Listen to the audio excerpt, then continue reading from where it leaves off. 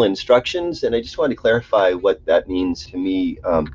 Come across these ideas a while ago, mostly through indigenous folks, and an example of original instructions is like a Cooper's hawk is a small hawk, little bit bigger than a duck, but you know, a predator, raptor, meat-eating bird, and you'll never see a Cooper's hawk try to kill a duck.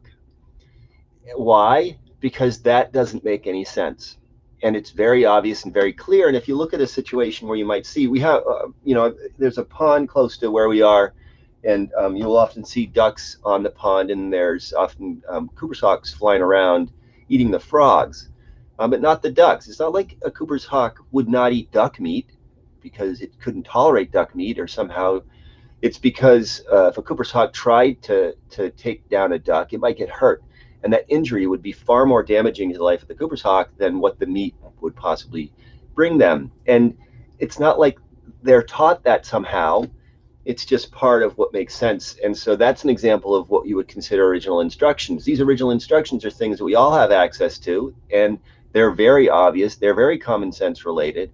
And if you kind of look at a situation in the context of that, you'll go, oh, I totally understand what those original instructions would be.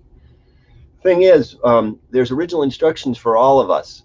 And it's really about kind of settling back and being way more connected to things that quite obviously make sense in the context of how we should be living.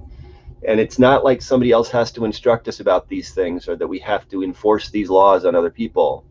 They are all true for each of us. And each of us, I only know what my original instructions are. I don't know what yours are. I don't know what anybody else's are.